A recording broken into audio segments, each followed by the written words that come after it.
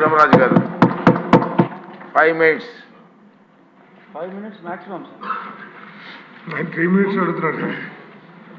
Governor గారి తీర్మానానికి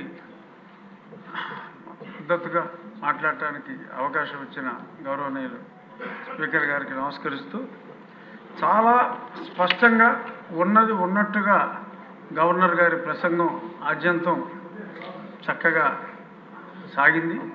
అందులో చాలా అంశాలని చాలామంది స్పృశించారు కాబట్టి నేను 2-3 అంశాల గురించే చర్చిస్తానంటే, అందులో ముఖ్యమైనది రుణాల గురించి ఎలా అస్తవ్యస్తమైంది, అలాగే గనుల్లో 19,000 కోట్లు దోపిడీకి ఎలా గురైంది, మద్యంలో ఎన్ని వేల కోట్లు బెవరేజెస్ కార్పొరేషన్కే ఆదాయం వచ్చి ప్రభుత్వ ఆదాయానికి గండి కొట్టిన విధానం, ఇవన్నీ కూడా చాలా స్పష్టంగా గవర్నర్ గారు తన ప్రసంగంలో పేర్కొన్నారు. మరి వాటన్నిటి మీద అంత క్లియర్గా గవర్నర్ గారు గత ప్రభుత్వంలో అంటే 2019 నుంచి 24లో ఇది జరిగింది అని అన్నప్పుడు, మరి దాన్ని పరిగణలోకి తీసుకొని దాని మీద ఏదన్నా విచారణ చేయవలసిన అవసరం ఉంటే అది విచారణ జరిపించాలని నా మొదటి అభ్యర్థన. తర్వాత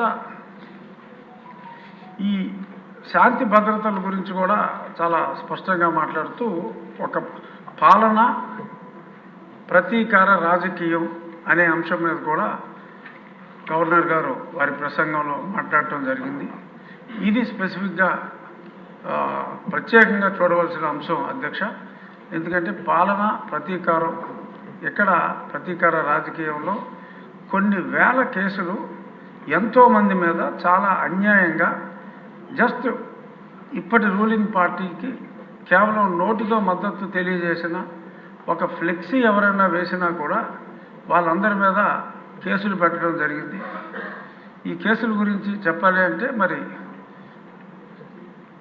నా మీదే ఒక 14, మరి చెప్పచ్చో లేదో తెలియదు కానీ మరి అన్యాయంగా పెద్దలు శాసనసభాపతి గారి మీద ఒక 16-18, అలా ఎంతోమంది మీద, మరి లోకేష్ గారి మీద ఆయన యువగలవని వెళ్తూ ఉంటే, ఇలా రకరకాలుగా కొన్ని వేల కేసులు అన్యాయంగా బడాయించడం జరిగింది. అది కేవలం రాజకీయ ప్రేరేపిత కేసులు, సబ్స్టెన్స్ లేని కేసులు. మరి అటువంటి సబ్స్టెన్స్ లేని ఎన్నో వేల కేసుల్లో మరి ఈరోజు ఒక దుష్ట పాలనని అంతమొందించడానికి, మంచి పాలన రావడానికి ఒక ట్వీట్ చేసినా కూడా కేసులు పెట్టినవి ఎన్నో వేలల్లో ఉన్నాయి. కాబట్టి వాటిని మళ్ళీ అంత law will take its own course of action, ఇటువంటి రొటీన్ డైలాగులు కాకుండా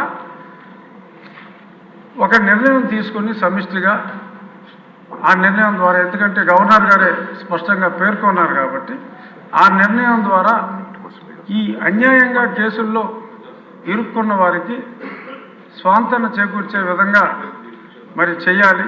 అవసరమైతే క్యాబినెట్లో పెట్టి మరి గవర్నర్ గారి అప్రూవల్ తీసుకునే దిశగా మరి హోమ్ మినిస్టర్ శ్రీమతి అనిత గారు చర్యలు తీసుకోవాలి అని చెప్పి సభాముఖంగా మీ ద్వారా విన్నవించుకుంటున్నాను. ఎందుకంటే ఎన్నో వేల మంది సఫరర్స్ ఉన్నారు. కోర్టులకు వెళ్ళి ఇవన్నీ చేసుకోవాలంటే ఇది అయ్యే పని కాదు. కాబట్టి మరి గౌరవనీయ ముఖ్యమంత్రి వర్యులు సభలో లేరు కాబట్టి నేను మీకు, ఉప ముఖ్యమంత్రి గారు పవన్ కళ్యాణ్ గారికి, ఎందుకంటే ఆయన కూడా అలాగే బాధితుడు. సో కాబట్టి ఆయనకి తెలుసు పెయిన్, సాక్షాత్తు ముఖ్యమంత్రి గారికి తెలుసు.